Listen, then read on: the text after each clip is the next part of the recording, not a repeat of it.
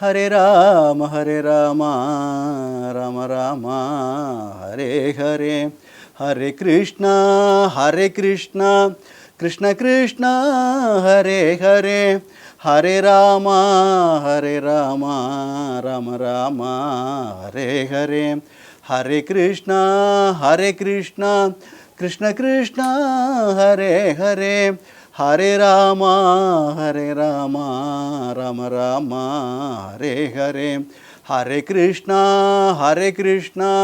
கிருஷ்ண கிருஷ்ணா ஹரே ஹரே, கிருஷ்ணாய வாசுதேவாய ஹரயே பரமாத்மனே பிரணத கிளேசநாசாய கோவிந்தாய நமோ நமः. கலையே சுந்தராகாரம் சதைக பிரியதர்ஷனம் அஞ்ஞானநாசகம் தேவம் சத்குரு முரளிதரம். சத்குருநாத் மகாராஜிக்கு ஜெய். சாய் டிவி அன்பர்களுக்கு நமஸ்காரம். பிரம்மா நாரதருக்கு பகவான் எடுத்த பல அவதாரங்களை சொல்லிகிட்டு இருக்கார்.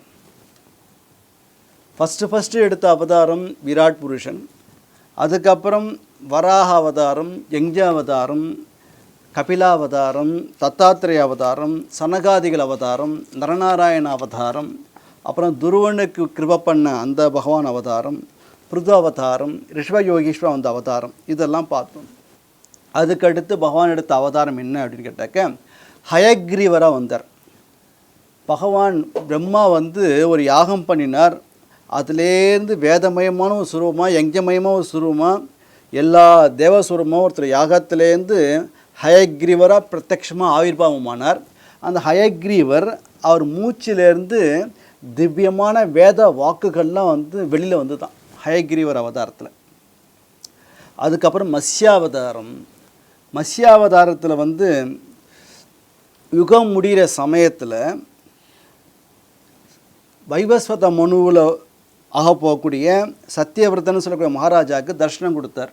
இந்த மத்ஸ்யாவதாரத்தில் என்ன பண்ணினான்னு கேட்டாக்க வேதங்களை திருப்பி ரட்சிச்சு கொடுத்து இந்த பிரளய ஜலத்தில் ஆனந்தமாக விளையாட போகிறார் இந்த மத்ஸ்யாவதாரத்தில். அப்புறம் கூர்மாவதாரத்தில் இந்த தேவர்கள்லாம் வலுவிழந்து போனது பிரம்மாட்ட போயிட்டு இது கேட்டால், சொல்யூஷன் கேட்டால், அவங்களை அழைச்சிட்டு மகாவிஷ்ணுகிட்ட போனால் மகாவிஷ்ணு அவர்களுக்கு ஒரு உபாயம் சொன்னார். நீங்கள் மந்திரமலையே மத்தா வச்சுட்டு வாசுகியே கைரியாக வச்சுட்டு கடைங்கோ, பார்க்கடலை கடையிறப்ப அமிர்தம் வரும் அப்படின்னு சொல்லிட்டார். உடனே அவர்கள் மந்திரமலையே மத்தா வச்சுட்டு வாசுகி நாகராஜனையும் கயிறாக வச்சுட்டு இவர்கள் ஒரு புறம் அசுரர்கள் ஒரு புறம் அப்படின்னு கடைய ஆரம்பித்தா. கடையிறப்ப என்ன ஆயிடுச்சுன்னு கேட்டாக்க ஆரம்பத்தில் இந்த மலை பேலன்ஸ் தாங்காமல் கீழே விழுந்துடுது. திருப்பியும் அது ஒழுங்காக இருந்தால் தானே இதை கடைய முடியும். அது ஒழுங்காக வைக்கிறதுக்கு என்ன பண்ணானாக்க பகவான் கூர்ம அவதாரம் எடுத்து ஆமை போன்ற உருவத்தில் அந்த மலையை தன் முதுகில் வச்சுன்றது. அது எப்படி இருந்தது அப்படின்னு கேட்டாக்க அவரோட முதுகில் இந்த மலையானது சொரியறதுக்கு ஹிதமாக இருந்தது தான். அந்த மலை சொரிஞ்சு கொடுத்து தான் அவர் மலையை அப்படின்னு ஹாஸ்யம் சில மகான்கள் சொல்கிறான். இந்த கூர்மாவதாரத்தில் அந்த மந்திரமலையை தேவர்களுக்கு சகாயம் பண்ணணுங்கிறதுக்கோசரம் இந்த அவதாரத்தை எடுத்து அந்த மந்திரமலையை ஒரு இடத்துல ஒரு பொசிஷனில் வைக்கிறதுக்கு இந்த அவதாரத்தை எடுத்தார், கூர்மாவதாரத்தை எடுத்தார். அப்புறம் ஸ்ரீ நரசிம்மாவதாரம் எதுக்காக எடுத்தார் அப்படின்னு கேட்டால், பிரகலாதன்னு சொல்லக்கூடிய பரம பக்தன், சின்ன குழந்தை, அவன் வாக்க சத்தியம் பண்ணுறதுக்காக தோன்றினார். முன்னாடி ஹிரண்யாக்ஷன் ஒரு அசுரன் அவனை வராக அவதாரம் எடுத்து வதம் பண்ணிட்டார். அதுக்கப்புறம் அவனோட அண்ணனாக இருக்கக்கூடிய ஹிரண்யகசிபு என்ன பண்ணுறான் அப்படின்னு கேட்டாக்க, என் தம்பியை வதம் பண்ணின அந்த பகவான் விஷ்ணுவை நான் வதம் பண்ணுவேன் அப்படின்ட்டு ஒரு சூளுரைச்சிட்டு தபஸ் பண்ண போயிட்டான். பிரம்மாவை நோக்கி கடுமையான தபஸ் பண்ணுறான். பிரம்மா அவருக்கு வரத்தை கொடுத்துட்றாரு. என்ன வரன்னு கேட்டால், பிரம்மாவால் சிருஷ்டி பண்ணப்பட்ட எந்த ஒரு ஜீவனாலும் எனக்கு மரணம் ஏற்படக்கூடாது. அது மட்டும் இல்லாமல் எனக்கு உள்ளேயும் இருக்கக்கூடாது, வெளியிலையும் இருக்கக்கூடாது, மேலேயும் இருக்கக்கூடாது, கீழேயும் இருக்கக்கூடாது, ராத்திரியும் இருக்கக்கூடாது, பகலும் இருக்கக்கூடாது, உயிருள்ள பொருளாகவும் இருக்கக்கூடாது, உயிர் அற்ற பொருளாலும் இருக்கக்கூடாது அப்படின்னு ஒரு லிஸ்ட்டை போட்டான். வரம் வாங்கிட்டான். அதுக்கப்புறம் அவனுக்கு அவன் மனைவி கயாது மூலமாக பிரகலாதன் பிறக்கிறான். அந்த பிரகலாதன் நாரதரோட பரம கிருபையினால் அவன் கர்ப்பத்தில் இருக்கிறப்பயே அவனுக்கு வந்து பக்தின்றது வந்துடுத்து அவனுக்கு. ஏன்னா ஒரு சமயம் இந்திரன் வந்து இந்த கயாதுவை வந்து தூக்கிட்டு போகிறதுக்கு ட்ரை பண்ணுறப்ப நாரதர் வந்து அவனை தடுத்து, நீ எந்த ஒரு குழந்தைய தூக்கிட்டு போறியோ அந்த குழந்தை தான் உன்னை காப்பாற்ற போகிறது, அதனால் என் ஆசிரமத்தில் விட்டுரு அப்படின்னு சொன்னது. நாரதரோட ஆசிரமத்தில் கயாதுவை விட்டுட்டு போயிட்டான். கயாது பூர்ண கர்ப்பவதியாக இருக்கான். நித்தியம் நாரதர் வந்து அவருக்கு வந்து நாரதர் என்ன பண்ணுவார், பஜனை தான் பண்ணிட்டு இருப்பார், சத்தியவிஷயங்களை சொல்லிகிட்டு இருப்பார், புராணம் இதிகாசங்கள் பஜனைலாம் பண்ணிகிட்டே இருக்கார்.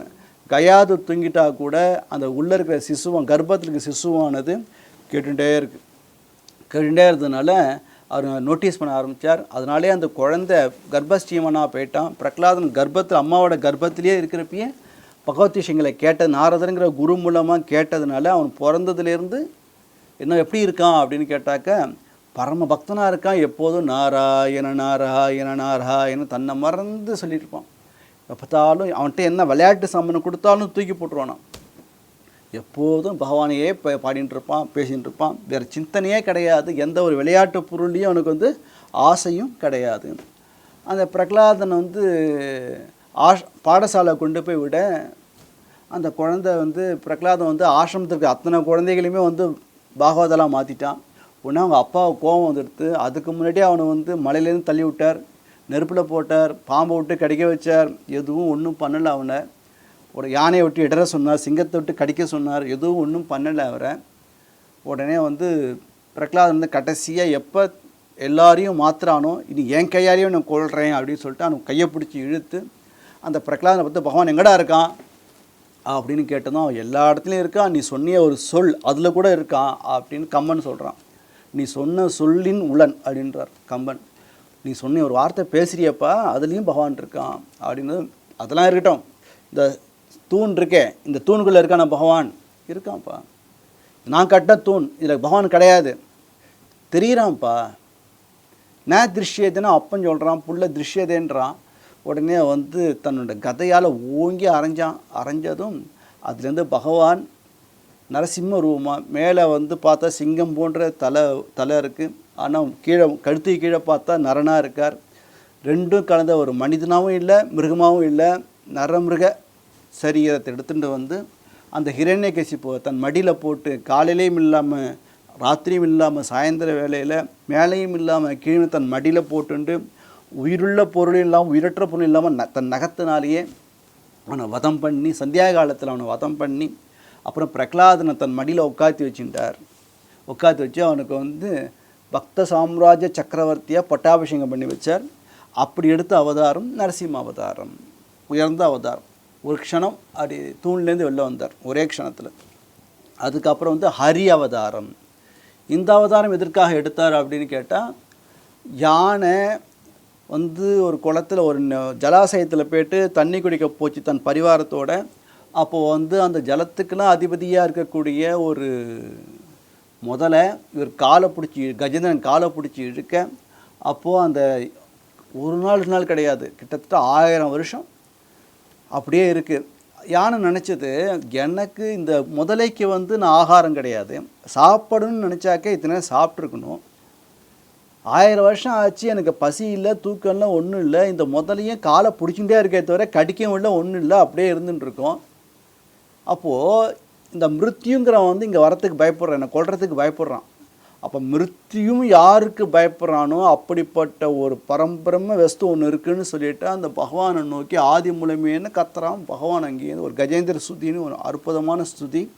அந்த ஸ்துதி பண்ணதும் பகவான் கருட வாகனத்தில் வந்து தன் சக்கரத்தினால முதலையை வதம் பண்ணி அந்த கஜேந்திரனை தூக்கி தன் கையால் தும்பிக்கையை பிடிச்சார். அந்த கஜேந்திரன் வந்து ஒரு விஷ்ணு தூதனாக மாறிட்டான், விஷ்ணு பாஷிதராக மாறிட்டான். அதுக்கு எடுத்து அவனுக்கு வந்து கூப்பிட்டதை கேட்டு கருடா மூலமாக வந்த அந்த ஹரி அவதாரம் தான் இப்போ அடுத்த அவதாரம். அதுக்கப்புறம் வாமன அவதாரம் எதுக்காக எடுத்தான் பகவான்னு கேட்டாக்க, பிரகலாதன் வம்சத்திலேயே அவனோட பையன் விரோச்சனோட புள்ள தான் மகாபலி. இந்த மகாபலி என்ன பண்ணுறான்னாக்க, தேவரோட சண்டை போடுறப்ப தேவர்கள் ஜெயிச்சிட்றான். ஆனால் சுக்கராச்சாரியார் வந்து திருப்பி பழக்க வச்சிடறார் மகாபலியை. ஜெயிச்சதுக்கப்புறம் அவன் வந்து இப்போ முன்னை காட்டிலும் இப்போ ரொம்ப பிரகாசமாக இருக்கான். இப்போ நல்லா தூங்கி எழுந்தாலே ஒரு ஃப்ரெஷ்னஸ் இருக்கும். செத்து போயிட்டு பிழைச்சா எப்படி இருக்கும்? அதனால் மகாபலி சக்கரவர்த்தி ரொம்ப ஞானத்தோட உயிர் மட்டும் பழைக்கல, ஞானமும் கொடுத்துருக்கார் சுக்ராச்சாரியார். உடனே வந்ததுக்கப்புறம் மகாபலி சக்கரவர்த்தி வந்து சர்வஜித்துன்னு சொல்லிட்டு ஒரு பெரிய யாகத்தை நர்மதா நதிக்கரையில் பண்ணுறான். அப்போ வந்து அவன் சொர்க்கலோகத்துக்கு போகிறான். சொர்க்கலோகத்துக்கு போனால் அங்கே தேவேந்திரலாம் ஓடியே போயிட்டான். யாருமே வந்து கிட்ட வரல, எல்லாத்தையும் கைப்பற்றினானே தவிர அங்கே இருக்கல, அவன் கீழே வந்துட்டான். அந்த மகாபலி சக்கரவர்த்தி பெரிய யாகத்தை பண்ணின்னு இருக்கான். அப்போ அந்த தேவர்களோட தாய் அதிதி அவள் என்ன பண்ணுறா, தன்னோட கணவரான கஷ்யப பிரஜாதி ஒரு வாட்டி வீட்டுக்கு வரார். வீட்டுக்கு வரப்ப அவரை பார்த்து சொல்கிறா, ஏம்மா இப்படி சூனியமாக இருக்குது, நீ வந்து ஒரு யாரையும் உபச்சாரம் பண்ணுறது இல்லையா, பூஜைலாம் நடக்கிறதா அப்படின்லாம் கேள்வி கேட்கிறார். அதுக்கு அதிதி மாதா சொல்கிற, எல்லாம் நான் உங்கள் பத்தினியாச்சு, எல்லாம் ஒழுங்காக நடக்கிறது, அதெல்லாம் ஒன்றும் இதுவே இல்லை. ஆனால் எனக்கு ஒரு விசாரம். என்ன விசாரம்? நம்ம குழந்தைகள்லாம் திண்டாடுறா தெருவில். என்னம்மா சொல்கிறேன், நம்ம குடும்பன்ற குழந்தைகள்ன்ற அவர் வந்து கஷ்யபன்னா பஷ்யத்தை உள்ளேயே பார்த்துட்டு இருக்கார். அவர் உள்ளேயே ஒருத்தர் பார்த்துட்டு இருக்கார், அதான் கஷ்யபர்னு பேர் அவருக்கு. அவர் வந்து தனக்கு இப்போ அவரோட குழந்தைகள் தான் தேவர்கள், அவரோட குழந்தைகள் தான் அசுரர்கள். திதி மூலமாக வந்ததெல்லாம் அசுரர்கள், அதிதி மூலமாக பிறந்ததெல்லாம் தேவர்கள். இப்போ வந்து அசுரர்கள் கை ஓங்கி இருக்கு, மகாபலி சக்கரவர்த்தி ஆணுன்னு இருக்கான். அதனால் இவர்கள்லாம் பரதேச சுற்றின்னு இருக்கா தேவர்கள்லாம்.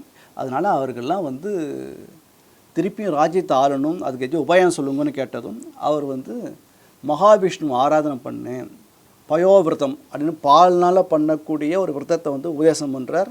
அந்த உபதேசத்தினால வந்து அந்த விரதம் இருந்ததுனால பகவான் வந்து நானே வந்து இப்போ வந்து இந்த அசுரன் வந்து அசுரனாக இல்லை, அவன் வந்து பிரகலாதனோட பேரன் வேறு, ஆனால் வதம் பண்ண முடியாது. ஆனால் எதெல்லாம் இழந்த தேவர்களை இழந்தார்களோ அதில் மீட்டு கொடுக்குறேன், நானே வந்து குழந்தையாக அவதாரம் பண்ணுறேன்ட்டு அவர் பண்ண அவதாரம் தான் வாமன அவதாரம். இந்த வாமன அவதாரத்தில் பிறந்ததுமே அவருக்கு பூனல் போட்டு வச்சு உடனே அவர் தானம் கிளம்பிட்டார். நர்மதா நதிக்கரைக்கு வரார். மகாபலி சக்கரத்தை பார்த்து எனக்கு வந்து தானம் கொடு அப்படின்னு கேட்குறார். என்ன வேணும் கேளுங்க தரேன். அவரோட பிரகாசத்தை பார்த்து ஆடி போயிட்டான் மகாபலி சக்கரவர்த்தி. என்ன வேணாலும் கேளுங்க தரேன், ஒரு கிராமம் வேணுமா, பெண்கள் வேணுமா, பசுமாடு வேணுமா, யானைகள் வேணுமா, என்ன வேணும் அப்படின்னு கேட்டதும் எனக்கு 3 அடி மண்ணு தான் வேணும்னு கேட்டார். அவன் வந்து 3 அடி மண்ணு தானா அப்படின்ட்டு சிரித்தான். உனக்கு பாக்கியம் தான் குர்றா அப்படின்னார். கொடுத்தான். 1 அடியால் இந்த லோகத்தை ஃபுல்லாக அளந்தார், 2வது அடியால் மேலோகத்தெல்லாம் அளந்தார், 3வது அடி வைக்கிறதுக்கு இடம் இல்லை. உடனே மகாபலி சக்கரவர்த்தி தன் சிரசை எடுத்து நீங்கள் வந்து என்னை சத்தியசந்தனா பண்ணுங்கோ, உங்கள் 3வது அடியை வந்து என் சிரசு மேலே வைங்கோன்னு கேட்டுட்டான். அப்புறம் வாமனமூர்த்தி வந்து திரிவிக்ரமாக இருக்கிறவர் தன் பாதத்தால் அவன் தலையில் வந்து அவனுக்கு அருள் பண்ணினார். அப்படி பண்ண அவதாரம் தான் இந்த வாமன அவதாரம். அடுத்து ஹம்சாவதாரம். ஹம்சாவதாரத்தில் வந்து ஹம்சமாக வந்தார். அந்த ஹம்சம் என்ன பண்ணித்து அப்படின்னு கேட்டாக்க, நாரதர் வந்து அவர் பண்ண பக்தியில் சந்தோஷம் அடைஞ்சு அவருக்கு வந்து பக்தி யோகத்தை இந்த ஹம்சாவதாரத்தில் நாரதருக்கு வந்து உபதேசம் பண்ணினார் ஹம்சாவதாரத்தில். அப்புறம் இந்த மன்வந்தரம்னு சொல்லிட்டு பல மனுக்கள் இங்கே ஆண்டிருக்கா இல்லையா, அப்பப்போ அந்தந்த மன்வந்தரத்தில் தர்மத்தை நிலைநாட்டுறதுக்காக பகவானு தோன்றியிருக்கார். எதுக்காகன்னு கேட்டாக்க, தன்னோட சரித்திரத்தை வந்து சத்தியலோகம் வரைக்கும் வந்து பரவ செய்யணுங்கிறதுக்கோசரம், தன்னோட அவதார கதைகள்லாம் பரவணுங்கிறதுக்கோசரம் பல அவதாரங்கள் பண்ணி, பல லீலைகள் பண்ணி, பல மன்வந்தரங்களில் பகவான் அவதாரம் பண்ணியிருக்கார் அப்படின்ட்டு அடுத்தது சொன்னார். அப்புறம் தன்வந்திரி அவதாரம். தன்வந்திரி அவதாரம் வந்து எடுத்து மனிதர்களுக்கு ஏற்படக்கூடிய வியாதிகள், நோய்கள் இதை தீர்க்கறதுக்காக நாம சங்கீர்த்தனம் அப்படின்னு ஒரு ஔஷதம், அந்த மருந்துனாலையும் அப்புறம் ஆயுர்வேதத்தையும் உபதேசம் பண்ணினார் இந்த தன்வந்தி அவதாரத்தில். அப்புறம் பரசுராம அவதாரம். ஜதமக்னின்னு சொல்லக்கூடிய ஒரு ரிஷிக்கும் ரேணுகா மாதாக்கும் பரசுராமர் வந்து பகவானே பரசுராமராக அவதாரம் பண்ணுறார். அந்த பகவான் அந்த காத்தவீரிய அர்ஜுனன்னு சொல்லக்கூடிய ஒரு ராஜா, அவன் என்ன பண்ணுறான் அப்படின்னு கேட்டாக்க, இந்த ஜதமக்னியோட ஆசிரமத்துக்கு வரான். அவன் வந்து தன்னோட படையோடு தான் வரான். அப்போ வந்து எல்லாருக்கும் சாப்பிடுங்கன்னு சொன்னான். பார்த்தாக்கா அங்கே ஒரு பசுமாடு இருந்தது. அந்த காமதேனு வந்து என்ன பண்ணுது, எல்லாருக்கும் சாப்பாடு போட்டது. உடனே காத்தவீரி அர்ஜுனன் சொன்னான், இது மாதிரி வந்து நீங்களோ ரிஷி, உங்களுக்கு எதுக்கு இந்த மாடு, இது ஏன்ட்டே இருந்ததுன்னு சொன்னாக்க என்னோடய ஜனங்களுக்கு, என் படைகளுக்கெல்லாம் உணவு கொடுக்குறது யூஸ்ஃபுல்லாக இருக்கும், நான் எடுத்துகிட்டு போகிறேன்னு எடுத்துகிட்டு போயிட்டான். இது தெரிஞ்சதும் கோபம் வந்துடுத்து பரசுராமருக்கு. ஒரு ராஜாவோட கடமை வந்து பசுவையும் பிராமணாலே காப்பாற்ற வேண்டியது ஒரு ராஜாவோட கடமை. அப்படி இருக்கிறப்ப இருக்கிற மாட்டான் ஓட்டிட்டு போயிட்டான்னு சொல்லிட்டு அவன் போய் சண்டை போட்டு அது கொண்டு வந்தார். திருப்பி என்ன ஆச்சுன்னு கேட்டாக்க அந்த காத்தவீரி அர்ஜுனை கொன்னுட்டார். அதனால் அவர் பசங்கள்லாம் வந்து பரசுராமரை வந்து அவர் இல்லாத நேரமாக பார்த்து அவர் அப்பாவான ஜமதக்னியை கொன்னுடுறா. உடனே அவர் அங்கேருந்து வந்து மனைவி அவர் அம்மா வந்து அலறா. உடனே வந்து சத்திரியர்கள்லாம் ரொம்ப திமிரு ஜாஸ்தியாக எடுத்து எவனும் இல்லாமல் பண்ணுறப்பான்னு சொல்லிட்டு 21 தடவை என்ன பண்ணான்னு கேட்டாக்கா பரசுராமனாக இருந்து ஒரு சத்திரியனும் இல்லாமல் பார்த்துட்டார். சத்திரியர்கள் அதாவது எப்போ அதர்மம் மேலோங்கிறதோ, எப்போ வந்து கெட்ட விஷயங்கள் ஜாஸ்தியாகிட்டு இருக்கோம், அதிகார துஷ்பிரயோகம் நடந்துகிட்ருக்கோம், அதை அடக்கிறதுக்காக பகவானே பரசுனா ஒரு கோடாளி எடுத்துட்டு அவதாரம் பண்ண, அதுதான் பரசுராம அவதாரம். அதுக்கப்புறம் பண்ண அவதாரம் வந்து ராமாவதாரம். ராமர் வந்து பகவான் வந்து ராவணன்னு சொல்லக்கூடிய ஒரு அசுரன் எல்லாரையும் பாடாப்படுத்தின்னு இருக்கான். எல்லா தேவர்களும் அடிமையாக போயிட்டா, எல்லா கிரகங்களும் அவருக்கு அடிமையாக போயிடுத்து. அப்போ அந்த ராவணனை வந்து அடக்கிறதுக்காக பகவான் தானே அவர் வர வாங்கியிருந்தான். யாராலையும் எனக்கு மரணம் ஏற்படக்கூடாதுன்ட்டு பெரிய லிஸ்ட்டு போட்டான். ஆனால் மனிதர்களை விட்டுட்டான். அதில் மனுஷன் குரங்கு 2 விட்டாவன். உடனே பகவான் வந்து நானே வந்து ஒரு மனிதனாக ராமனாக பிறக்கிறேன்ட்டு பகவானே வந்தார். அப்புறம் அவரோட அம்சமாகவே லக்ஷ்மணன் பரதன் சத்ருக்னன் சொல்லக்கூடிய அவரோட அம்சமே அவர் வச்சுருந்த ஆயுதங்களே தம்பிகளாக பிறந்தா. அதுக்கப்புறம் மகாலட்சுமியே சீத்தையாக வந்தா. அப்புறம் ராமர் சீத்தையை கல்யாணம் பண்ணிட்டதுக்கப்புறம் கைகேயி மாதா வந்து 2 வரங்கள் கேட்க, அந்த வரத்தினால காட்டுக்கு போக, காட்டில் சீதையை பார்த்துட்டு அந்த சூர்பனகன்னு சொல்லக்கூடிய ராவனோட தங்க ராவணன்கிட்ட போய் சொல்ல, ராவணன் வந்து மாரீச்சனை அனுப்ப, மான் மாதிரி அனுப்ப, அந்த மானை பிடிக்கிறதுக்கு ராமர் போக அந்த டயத்தை வந்து யூஸ் பண்ணிட்டு சீத்தையை அபகரிச்சிட்டு போயிட்டான். உடனே வந்து பம்பாசரஸுக்கு வந்து சுக்ரீவனோட துணையோட ஹனுமாரோட உதவியோட ராமச்சந்திரமூர்த்தி சீத்தையை மீண்டும் அடைஞ்சார். ராவணனை வதம் பண்ணி, முக்கிய அவதார நோக்கம் வந்து ராவணனை வதம் பண்ணணும் அப்படிங்கிறதுக்காக தான் அதை பண்ணினார். அது பண்ணதுக்கப்புறம் சேது பந்தனம் பண்ணி இலங்கைக்கு போய் ராவணனை வதம் பண்ணி திருப்பி மீண்டும் புஷ்பகோமானத்தில் சீதையை அழைச்சிட்டு பட்டாபிஷேகம் அயோத்தியில் பட்டாபிஷேகம் பண்ணிட்டு தன் அவதாரம் பூர்த்தியாகிறப்ப ஒரு புல் பூண்டு விடாமல் எல்லாருக்கும் யாருக்கெல்லாம் மோட்சம் வேணுமோ அத்தனை பேருக்கும் மோட்சத்தை கொடுத்தார் சரையு நதியை இறங்கி. அப்படிப்பட்ட ராமாவதாரம். இந்த அவதாரம் வந்து எப்படின்னு கேட்டேன்னாக்க சத்தியம் வத தர்மம் சரன்னு சொல்லிட்டு வேதத்தில் வந்து பிரசித்தியான ஒரு வாக்கு இருக்குது. சத்தியத்தையே பேசணும், தர்மத்தில் நடக்கணும், சொன்னால் போகாது, யாராச்சும் ஒருத்தர் வாழ்ந்து காட்டணும் இல்லையா, அதற்காகவே ஒரு அவதாரம் எடுத்து தான் ராமாவதாரம். இந்த ராமர் அவதாரம் பண்ணதுனால அந்த ராமாங்கிற ஒரு பகவான் நாம நமக்கெல்லாம் கிடச்சிருக்கு. ராம ராம ராம அந்த பேருக்கு ராமான்னு சொன்னாலே பாவங்கள் போயிடும். நான் அடிக்கடி சொல்லுவேன் இல்லையா, போதேந்திர சுவாமிகள்னு ஒரு பெரிய மகாத்மா இருந்தார், கோவிந்தபுரத்தில் இருந்தால், இப்போ இருக்கான்னு சொன்னேன் இல்லையா. அவர் சொல்லியிருக்கார் சித்தாந்தம் பண்ணுறப்ப, யார் ஒருவர் பல ஜென்மாக்களில் பல கோயில்களுக்கு போய் சுவாமி தரிசனம் பண்ணியிருக்காளோ, பல தீர்த்தங்களுக்கு போயிட்டு தீர்த்தாடனம் பண்ணியிருக்கார்களோ, நிறையா ஜபம் பண்ணியிருக்காளோ, தியானம் பண்ணியிருக்காளோ, தபஸ் பண்ணியிருக்காளோ, வேள்விகள் பண்ணியிருக்காளோ, அவர்களுக்குத்தான் இந்த ஜென்மாவில் அவன் வாக்கில் ராமா அப்படிங்கிற நாம வாயிலே வரும். அதனால் ராமான்னு சொல்லி நம்ம ஈஸியாக வந்துடுது, நம்மளுக்கு ராமான்னு சொல்லிடுறோம். ஆனால் ராமான்னு வரணும்னு சொன்னாக்கா பல ஜென்மாக்களில் பலவிதமான தான தர்மங்கள், புண்ணிய காரியங்கள், சுவாமி தரிசனம், அப்புறம் புண்ணிய நதிகளில் தீர்த்தம் ஆடியிருக்கோம். அது மட்டும் இல்லாமல் நிறைய வேள்விகள் யாகம் பண்ணியிருக்கோம். நம்ம அதை பண்ணதோட பலன் தான் இந்த ஜென்மாவில் ராமாங்கிற வார்த்தையே வருது. அந்த ராமாங்கிற வார்த்தைக்கு சொந்தக்காரனாக வரணுங்கிறதுக்காக பகவான் ஆசைப்பட்டு ஒரு அவதாரம் பண்ணார், ராமாவதாரம். அப்படிப்பட்ட உத்தமமான அவதாரம்.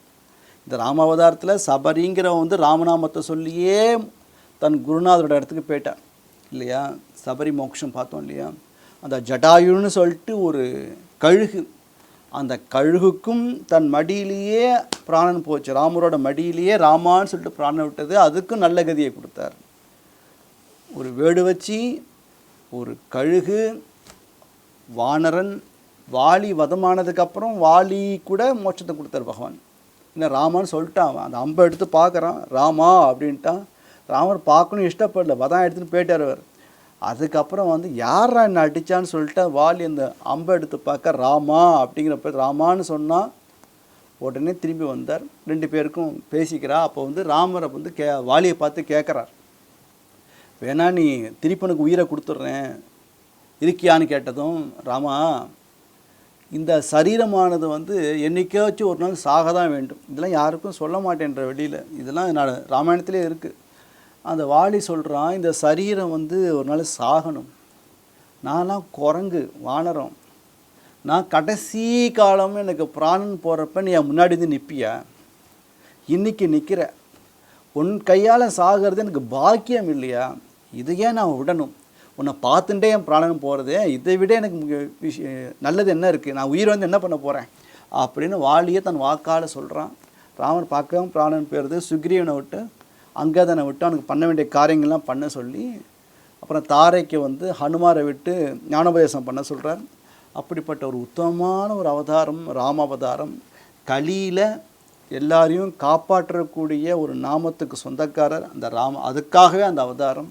அவர் படாத கஷ்டமே கிடையாது. 14 வருஷம் காட்டில் இருந்தாருனாக்க அவர் வந்து ஒரு சக்கரவர்த்தி திருமகனாக பிறந்துட்டு அந்த பஞ்சவடியில் அப்படியே அந்த கானகத்தில் அடுத்த சாப்பாட்டுக்கு என்ன பண்ணுவா இல்லையா, பழங்களை சாப்பிட்டுண்டு இலைகளை சாப்பிட்டுண்டு அங்கே ஒரு குடியில் ஒன்று அமைச்சுண்டு இப்படிலாம் வாழ்ந்துருக்கார். எதுக்காக அப்படின்னு கேட்டால், அப்புறம் யுத்தம்னு பார்த்தா அப்படி யுத்தம் நடக்கிறது. அந்த யுத்தத்தில் அவனோட சண்டை போட்டு ஜெயிச்சு ராமர். அதனால் என்னோடய குருநாதர் சொல்லுவார், நம்ம பட வேண்டிய கஷ்டத்தெல்லாம் பகவானே பட்டுட்டான், அதனால் அந்த பேரை சொன்னாலே நம்மளுக்கு அந்த கஷ்டம் வராது அப்படிம்பார். ஏன்னா ராமான்னு சொன்னாலே அந்த கஷ்டம் நம்மளுக்கெல்லாம் வராதுன்னு சொல்லுவார். அப்படிப்பட்ட உத்தமமான ஒரு அவதாரம், அப்படி ஒரு சரித்திரம், ராமாயணங்கிற ஒரு புண்ணிய சரித்திரம், அதுக்கு காரணமாக இருந்த அந்த ராம அவதாரம், அதை பற்றி சொல்கிறார். அதுக்கப்புறம் எடுத்தது வந்து கிருஷ்ணாவதாரம். கிருஷ்ணாவதாரத்தில் வந்து பூமாதேவி வந்து பாரம் தாங்க முடியாமல் பிரம்மாட்ட வந்து சொல்ல, பிரம்மா வந்து எல்லா தேவர்களையும் அழைச்சிண்டு பூமாதேவியும் அழைச்சிண்டு பகவான் விஷ்ணுட்டு நாராயணன்ட்ட வந்து பிரார்த்தனை பண்ண, பகவான் பேசலையாம். அவர் ஹிருதயத்தில் வந்து விஷயத்த சொன்னாராம், நானே வந்து வசுதேவருக்கும் தேவகிக்கும் பிள்ளையாக பிறக்கிறேன், பிறந்து பூமி பார்த்தா குறைக்கிறேன் அப்படின்னு சொன்னார். உடனே அவர் வந்து பிரம்மா வந்து எல்லாரையும் பார்த்து சொல்கிறார், இது மாதிரி பகவான் என் ஹிருதயத்தில் சொல்லிட்டான், அவர் வந்து வசுதேவருக்கும் தேவகிக்கும் பிள்ளையாக பிறக்க போகிறார். அப்புறம் வந்து மதுராவிலேருந்து மதுராங்கிற ஊரில் பிறக்க போகிறார். அப்புறம் அங்கேருந்து நந்தகோகுலத்துக்கு போக போகிறார். அங்கே பிருந்தாவனத்தில் லீலைகள்லாம் பண்ண போகிறார். அதனால் யாரெல்லாம் வந்து பகவானுக்கு வந்து கைங்கரி பண்ண ஆசைப்படுறீங்களோ நீங்களாம் வந்து கோபியர்களாக போய் பிறங்கோ அப்படின்னு சொல்லிட்டார். அவர் கைங்கரியம் பண்ணுறதுக்காக தேவர்கள் தான் கோபர்களாக வரா, அந்த ரிஷிகள் தான் கோபியர்களாக வரா. அதனால தான் அந்த அளவுக்கு பக்தி இருக்கு அவளுக்குலாம். பின்னாடி பார்க்க போகிறோம். கிருஷ்ணாவதாரம் ஒரு அற்புதமான ஒரு அவதாரம். அற்புதம் எல்லாமே அற்புதம். பிறந்ததுலேருந்து அந்த 125 வருஷம் கிருஷ்ணன் வாழ்ந்தார். அந்த 125 வருஷமும் எல்லாமே எவ்ரி டே எவ்ரி செகண்ட் அற்புதம் அற்புதம் அற்புதம் சொல்லிட்டு போயிட்டே இருக்க வேண்டியதான். அப்படிப்பட்ட புண்ணியமான அவதாரம் கிருஷ்ண அவதாரம். மேற்கொண்டு நாளைக்கு பார்ப்போம். சத்குருநாத் மகாராஜ் கி ஜெய்.